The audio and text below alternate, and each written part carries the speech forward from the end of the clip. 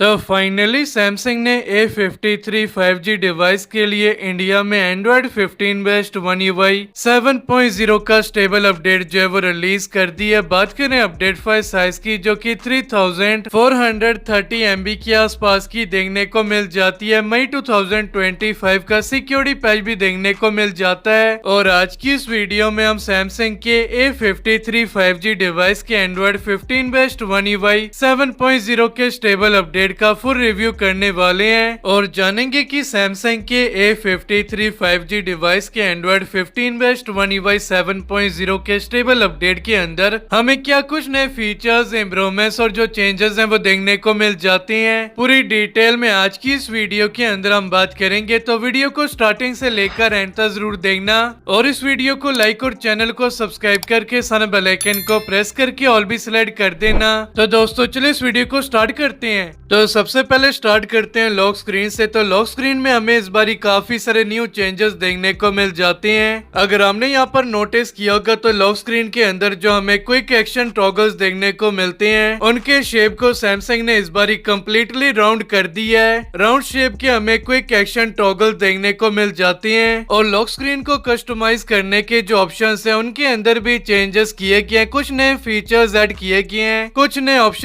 भी देखने को मिल जाते हैं। पहले हमें लॉक स्क्रीन के बॉटम में फ्रेम और इफेक्ट का ऑप्शन देखने को मिलता था, लेकिन अब हमें यहाँ पर दो नए ऑप्शंस देखने को मिल जाते हैं, सजेस्ट और गैलरी का। सजेस्ट वाले ऑप्शन के अंदर जाएंगे तो हमारा जो डिवाइस है वो हमें खुद सजेस्ट करके देगा कि हमें कौन सा वॉलपेपर अप्लाई करना चाहिए। तो यहाँ पर हमें कुछ वॉलपेपर्स के जो सजेशन है वो देखने को मिलेंगे। वॉलपेपर का जो डिजाइन है वो भी हमें अलग अलग देखने को मिलेगा। क्लॉक भी हमें हर एक वॉलपेपर पे अलग देखने को मिलेगी और वॉलपेपर के जो कलर्स हैं वो भी हमें अलग अलग देखने को मिलेंगे। तो हम अपने अकॉर्डिंग यहाँ पर से कोई भी वॉलपेपर जो है वो अप्लाई करके रख सकते हैं। इसके अलावा गैलरी वाले ऑप्शन के ऊपर क्लिक करके हम डायरेक्ट गैलरी से कोई भी वॉलपेपर जो है वो अप्लाई करके रख सकते हैं। और फ्रेम वाले ऑप्शन के अंदर जाएं तो फ्रेम वाले ऑप्शन के अंदर हमें दो नए फ्रेम्स देखने को मिल जाते हैं, स्टार और हार्ट का। तो ये न्यू One UI 7 के न्यू फ्रेम हमें लॉक स्क्रीन के अंदर देखने को मिल जाते हैं। और इसके अलावा इफेक्ट वाले ऑप्शन के अंदर भी कुछ नए इफेक्ट जो है वो ऐड किए गए हैं। और क्लॉक के ऊपर क्लिक करें तो अब यहाँ पर हमें न्यू इंटरफेस देखने को मिल जाता है क्लॉक को कस्टमाइज करने का। यहाँ पर हमें सबसे पहला ऑप्शन फॉन्ट्स एंड कलर्स का देखने को मिल जाता है। यहाँ पर हमें वही ओल्ड क्लॉक स्टाइल जो है वो देखने को मिल जाती है और यहाँ पे क्लॉक के कलर को चेंज करने का ऑप्शन जो है वो भी देखने को मिल जाता है। और यहाँ पर जो हमें फर्स्ट क्लॉक स्टाइल देखने को मिलती है उसी की थिकनेस को हम कम ज्यादा कर सकते हैं। और स्टाइल वाले ऑप्शन के अंदर जाएं तो यहाँ पर हमें कुछ और क्लॉक फेसेस जो है वो देखने को मिल जाती हैं। और सबसे आखिर में हमें दो नए क्लॉक फेसेस जो है वो देखने को मिल जाती हैं, जो देखने में काफी ज्यादा अच्छी लगती है। तो इनमें से मैं एक क्लॉक फेस को अपने डिवाइस के ऊपर अप्लाई करके दिखा देता हूँ। तो ये वाली क्लॉक स्टाइल मैंने अपने डिवाइस के ऊपर अप्लाई कर दी और यहाँ पर आपको क्लॉक स्टाइल के नीचे शो वेदर इंफॉर्मेशन का ऑप्शन देखने को मिल जाता है। इसे आप इनेबल भी कर सकते हैं। शो डेट अबाउ क्लॉक का ऑप्शन भी देखने को मिल जाता है, इसे भी आप इनेबल कर सकते हैं। इसे इनेबल करने से डेट जो है वो आपकी क्लॉक के ऊपर शो होगी। और बात करें क्लॉक की, तो क्लॉक को इस बार आप पहले के कंपैरिजन में साइज में और भी ज्यादा बड़ा कर सकते हैं, जो यहाँ पर आप देख सकते हैं। क्लॉक के अलावा अब हम एड विजेट्स वाले सेक्शन के अंदर जाते हैं। पहले हमें कुछ ही एप्लीकेशंस के विजेट्स का सपोर्ट लॉक स्क्रीन के ऊपर देखने को मिलता था, लेकिन अब हमें काफी सारी एप्लीकेशंस के विजेट्स का सपोर्ट लॉक स्क्रीन के ऊपर देखने को मिल जाता है। और यहाँ से मैं कुछ विजेट्स अपनी लॉक स्क्रीन के ऊपर अप्लाई करके भी दिखा देता हूँ।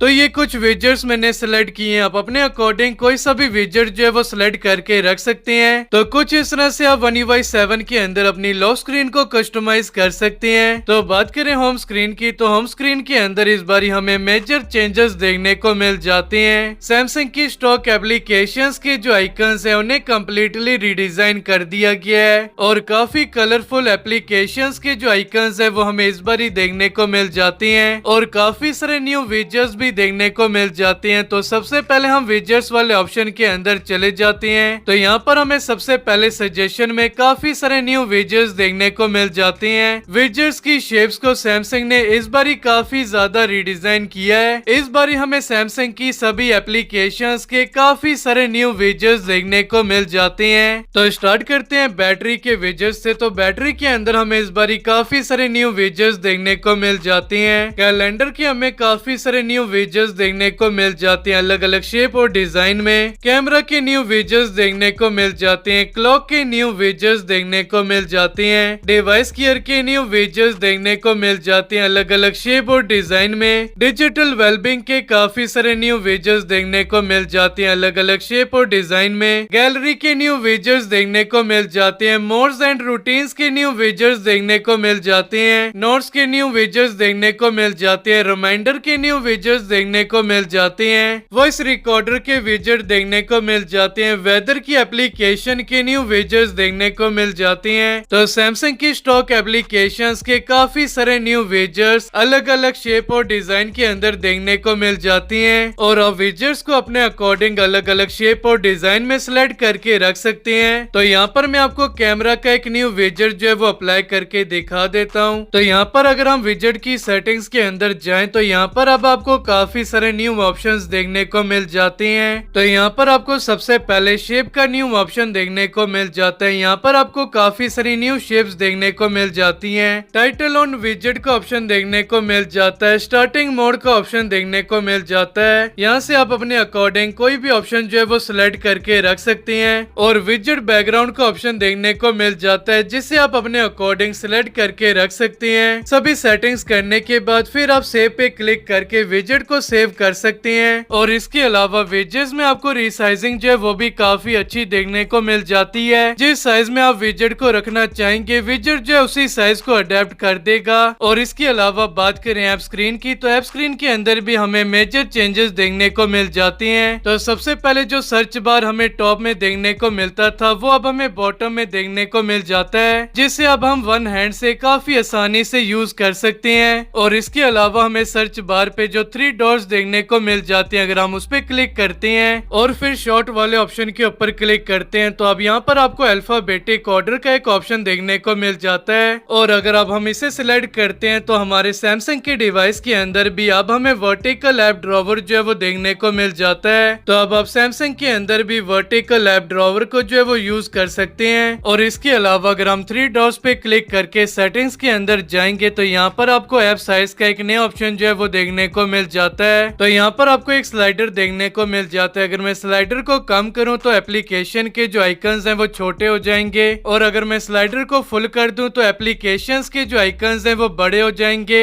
और इसके अलावा आपको यहाँ पर ऐप लेबल्स और विजेट्स लेबल का ऑप्शन जो है वो भी देखने को मिल जाता है। और अगर मैं अब इन दोनों ऑप्शंस को ऑन कर दूं तो आप विजेट्स के नीचे विजेट्स का जो नाम है वो शो होगा और एप्लीकेशंस के नीचे एप्लीकेशन का जो नाम है वो शो होगा। जैसे कि ये वेदर विजेट है तो इसके नीचे वेदर लिखा है। जैसे कि ये गूगल का विजेट है तो इसके नीचे गूगल लिखा है। और जैसे ये गैलरी की एप्लीकेशन है तो इसके नीचे गैलरी लिखा है। तो इस ऑप्शन को आप चाहें तो इनेबल कर सकते हैं और चाहें तो डिसेबल करके रख सकते हैं। और इसके अलावा आप यहाँ से होम स्क्रीन के लेआउट को चेंज कर सकते हैं। होम स्क्रीन के ग्रिड को चेंज कर सकते हैं। ऐप स्क्रीन के ग्रिड को चेंज कर सकते हैं। फोल्डर के ग्रिड को चेंज कर सकते हैं और भी काफी सारी सेटिंग्स आप यहाँ से कर सकते हैं। इसके अलावा अगर आपने होम स्क्रीन पे कोई फोल्डर रखा है तो अब आप फोल्डर के साइज को इंक्रीज भी कर सकते हो। सिंपली आपने फोल्डर के ऊपर प्रेस एंड होल्ड करके रखना है और एनलार्ज वाले ऑप्शन के ऊपर क्लिक कर देना है और आपका जो फोल्डर है उसका जो साइज है वो इंक्रीज हो जाएगा। और अब आप फोल्डर को ओपन किए बगैर ही एप्लीकेशन को ओपन क्लोज कर सकते हो।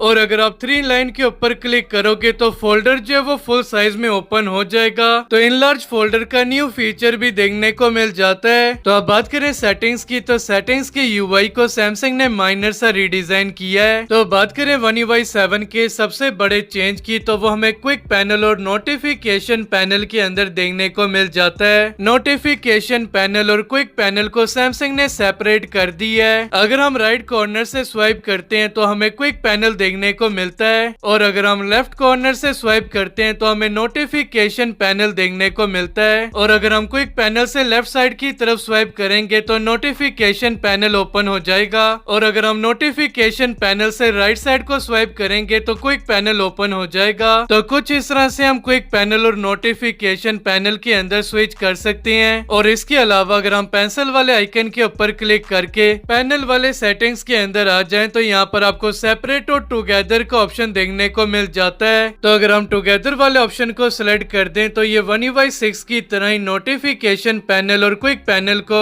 मर्ज कर देगा, जैसे कि 1UI6.0 के अंदर देखने को मिलता था। इसके अलावा अगर हम क्विक पैनल के अंदर जाकर पेंसिल वाले आइकन के ऊपर क्लिक करें तो यहाँ पर अब हम टच एंड होल्ड करके क्विक पैनल के ऑर्डर को जो है वो भी चेंज कर सकते हैं। जैसे कि यहाँ पर टॉप में वाईफाई और ब्लूटूथ का ऑप्शन देखने को मिल जाता है, इसे हम टच एंड होल्ड करके नीचे शिफ्ट कर देते हैं और ब्राइटनेस स्लाइडर और वॉल्यूम स्लाइडर को हम टॉप में शिफ्ट कर देते हैं। इसके अलावा आपको यहाँ पर एडिट का ऑप्शन देखने को मिल जाता है और एडिट के ऑप्शन पे क्लिक करके यहाँ पर आप स्मॉल टॉगल्स जो है उन्हें भी क्विक पैनल के अंदर ऐड कर सकते हैं। और यहाँ पर आपको स्मॉल टॉगल्स में सिर्फ 8 ही टॉगल्स शो हो रहे हैं, तो इसे भी आप प्रेस एंड होल्ड करके नीचे की तरफ स्वाइप करके और भी क्विक टॉगल्स को शो कर सकते हो। और डन पे क्लिक करके आपकी जितनी भी सेटिंग्स हैं वो अप्लाई हो जाएंगी और कुछ इस तरह से क्विक पैनल जो है वो एडिट हो जाएगा। और अब आप अपने अकॉर्डिंग क्विक पैनल को कस्टमाइज जो है वो कर सकते हो। अगले फीचर की बात करें तो आपने सबसे पहले सेटिंग्स के अंदर चले जाना है। सेटिंग्स के अंदर जाने के बाद आपने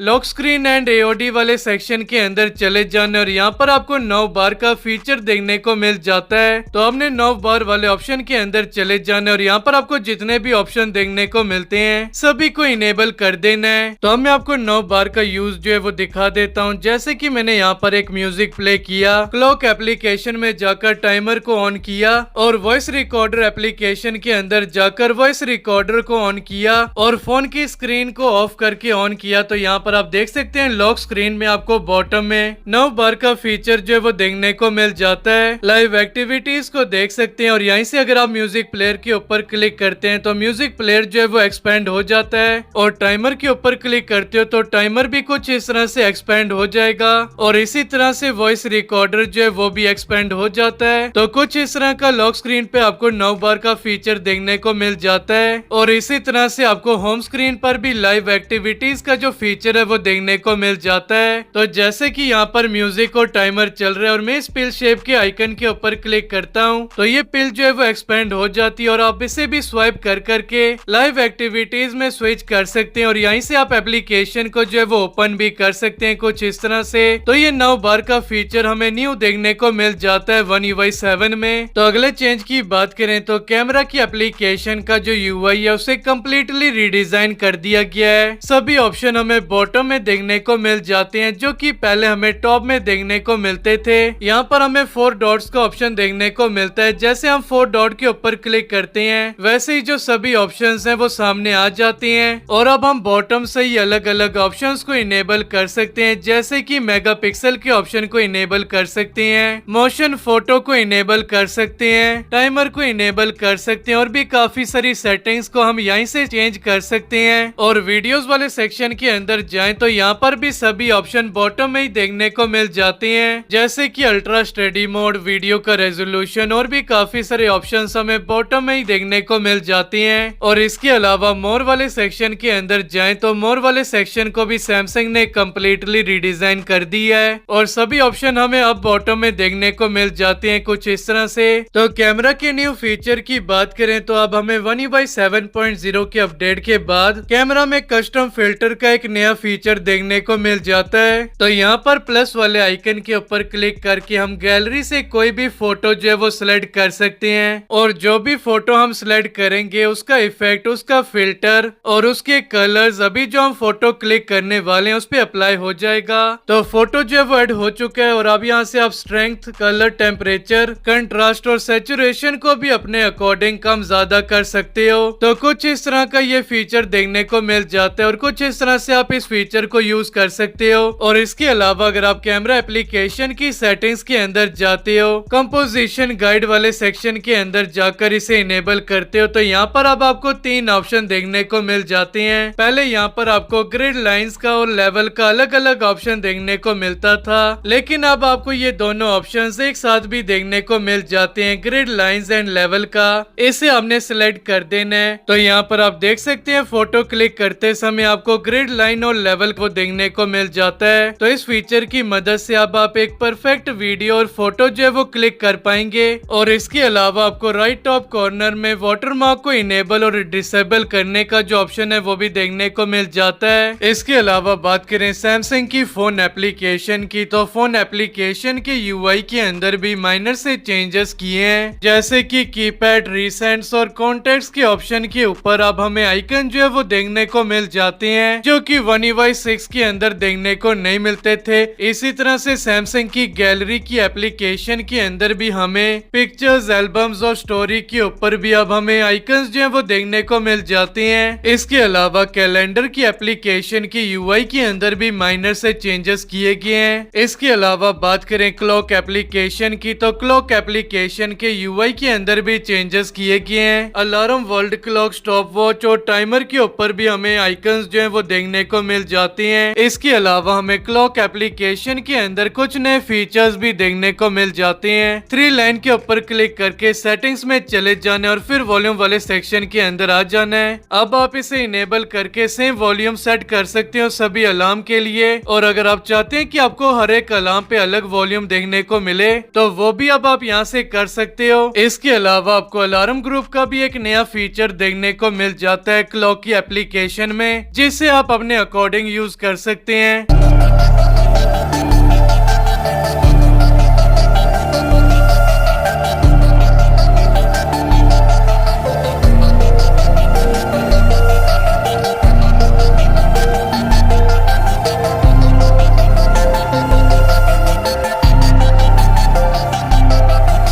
और इसके अलावा सैमसंग की माईफाइज एप्लीकेशन का जो यूआई है उसे भी रीडिजाइन कर दिया गया है। पहले यहाँ पर आपको जो कैटेगरीज के ऑप्शन देखने को मिलते थे वो आपको राउंडेड शेप में देखने को मिलते थे, लेकिन अब जो कैटेगरीज के ऑप्शन है ये आपको बॉक्सी शेप में देखने को मिल जाते हैं। और इसके अलावा आपको इंटरनल स्टोरेज और एसडी कार्ड की जो स्टोरेज है वो कितनी थी और कितनी यूज की गई है वो आपको पिल शेप के अंदर देखने को मिल जाती है। इसके अलावा अगर हम सेटिंग्स में जाएं और बैटरी वाले सेक्शन के अंदर चले जाएं तो अब यहाँ पर आपको काफी सारे न्यू फीचर्स जो हैं वो देखने को मिल जाते हैं। तो यहाँ पर आपको पहला फीचर पावर सेविंग का देखने को मिल जाता है, जो कि आपको पहले भी देखने को मिलता था, लेकिन इस फीचर के अंदर सैमसंग ने कुछ चेंजेस किए हैं। जैसे कि पहले आपका डिवाइस पावर सेविंग मोड को इनेबल करने के बाद सिर्फ 60 हर्ट्ज पे ही चलता था, लेकिन अब आपको यहाँ पर ऑप्शन देखने को मिल जाता है कि आपको अपने डिवाइस को 60 हर्ट्ज पे चलाना है या फिर हाई रिफ्रेश रेट पर। तो अगर आप set motion smoothness to standard वाले ऑप्शन को ऑफ करेंगे तो आपका जो डिवाइस है वो हाई रिफ्रेश रेट पर रन करेगा।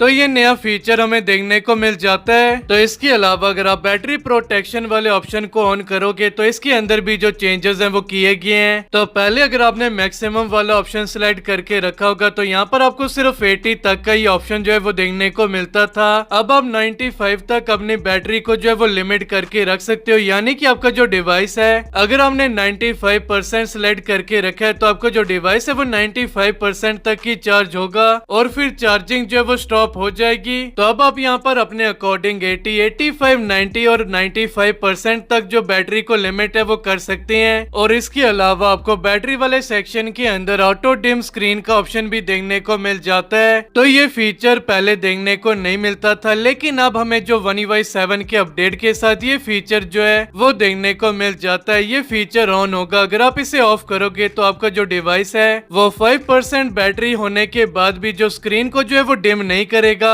तो यहाँ से आप अपने अकॉर्डिंग इस फीचर को इनेबल और डिसेबल करके रख सकते हो। अगले फीचर की बात करें तो वो आपको एज पैनल के अंदर देखने को मिल जाता है स्मार्ट सेलेक्ट का। और जैसे कि मैंने यहाँ पर स्मार्ट सेलेक्ट के ऊपर क्लिक किया और यहाँ पर स्क्रीन का कोई एरिया जो है वो सिलेक्ट कर दिया कुछ इस तरह से, तो मैं स्क्रीन के इस एरिया में से टेक्स्ट को एक्सट्रैक्ट कर सकता हूँ। इस एरिया को सेट एज वॉलपेपर भी सिलेक्ट कर सकता हूँ। 3 डॉट्स के ऊपर क्लिक करके इस एरिया का मैं GIF भी क्रिएट कर सकता हूँ। इस एरिया को क्रॉप कर सकता हूँ, पिन कर सकता हूँ, कॉपी कर सकता हूँ, शेयर कर सकता हूँ और डाउनलोड भी कर सकता हूँ। तो ये सारे फीचर हमें स्मार्ट सेलेक्ट वाले फीचर के अंदर देखने को मिल जाते हैं। तो काफी यूजफुल फीचर है स्मार्ट सेलेक्ट का, जो कि हमें One UI 7 के साथ देखने को मिल जाता है। इसके अलावा अगर आप सेटिंग्स में जाएं और सर्च वाले ऑप्शन के ऊपर क्लिक करें तो यहाँ पर आपको सेटिंग्स का जो जो सर्चिंग का यूआई है उसे कम्प्लीटली रिडिजाइन कर दिया गया है। यहाँ पर आपको काफी सारे ऑप्शन जो है वो पहले से ही देखने को मिल जाते हैं, जैसे कि वर्स new emergency, performance, battery, night और भी काफी सारे जो ऑप्शंस हैं वो आपको यहाँ पर पहले से ही देखने को मिल जाते हैं। और इसके अलावा अगर आप यहाँ पर कुछ भी सर्च करते हैं, जैसे कि मैंने यहाँ पर एडवांस सर्च किया है, तो एडवांस के रिलेटेड जो ऑप्शंस हैं वो कहाँ पर देखने को मिल जाते हैं वो सारे ऑप्शन यहाँ पर शो होते हैं। तो ये काफी कमाल का फीचर हमें One UI 7 के साथ देखने को मिल जाता है। इसके अलावा अगर हम एडवांस फीचर वाले सेक्शन के अंदर जाएं तो यहाँ पर हमें काफी सारे नए ऑप्शन जो है वो देखने को मिल जाते हैं। तो यहाँ पर हमें गेम बूस्टर सेटिंग्स के अंदर काफी सारे नए फीचर्स और चेंजेस जो है वो देखने को मिल जाते हैं। तो यहाँ से आप गेम बूस्टर की सेटिंग्स को जो है वो अपने अकॉर्डिंग चेंज कर सकते हैं। काफी सारे नए ऑप्शंस हमें गेम बूस्टर की सेटिंग के अंदर देखने को मिल जाते हैं। इसके अलावा हमें गैलेक्सी अवतार का एक नया फीचर जो है वो भी देखने को मिल जाता है। गैलेक्सी अवतार वाले ऑप्शन के अंदर जाकर आप अपने अकॉर्डिंग जो अवतार है वो क्रिएट कर सकते हैं और गैलेक्सी अवतार को अपने अकॉर्डिंग यूज कर सकते हैं। इसके अलावा कुछ और चेंजेस की बात करें तो रिसेंट एप्लीकेशन का जो यूआई है उसे कम्प्लीटली रिडिजाइन कर दिया गया है और रिसेंट एप्स की जो स्मूथनेस है उसे भी इम्प्रूव किया गया है। इसके अलावा एप्लीकेशन और विजेट्स की जो ओपनिंग और क्लोजिंग एनिमेशन है उनको भी काफी ज्यादा स्मूथ कर दिया गया है और काफी ज्यादा स्मूथ एनिमेशन हमें यूआई के अंदर देखने को मिल जाते हैं। और इसके अलावा चार्जिंग के एनिमेशन को जो है वो कम्प्लीटली रिडिजाइन कर दिया गया है। होम स्क्रीन पर हमें कुछ इस तरह का चार्जिंग का एनिमेशन देखने को मिल जाता है और लॉक स्क्रीन पर हमें कुछ इस तरह का 9 बार में चार्जिंग का जो एनिमेशन है वो देखने को मिलता है। चार्जिंग की साउंड को भी चेंज कर दिया गया है और डिवाइस को अनलॉक करते समय अब हमें एक नया एनिमेशन देखने को मिल जाता है। साथ ही में हमें नई साउंड जो है वो भी देखने को मिल जाती है। डिवाइस को ऑफ करने पर भी हमें न्यू साउंड जो है वो देखने को मिलती है। और इसके अलावा वॉल्यूम पैनल का जो यूआई है उसे भी रिडिजाइन किया गया जो देखने में काफी ज्यादा अच्छा लगता है। और ये सभी फीचर्स, इम्प्रूवमेंट्स और जो चेंजेस हैं One UI 7.0 के अंदर देखने को मिल जाते हैं। तो अगर आप सैमसंग के A53 5G डिवाइस इंडिया में यूज करते हैं और चाहते हैं One UI 7 के स्टेबल अपडेट को करना, तो One UI 7 के स्टेबल अपडेट को कर सकते हैं। तो आज की इस वीडियो में बस इतना ही। अगर आपको ये वीडियो अच्छी लगी तो वीडियो को लाइक, चैनल को सब्सक्राइब करके सन बेल आइकन को प्रेस करके ऑल भी सिलेक्ट कर देना।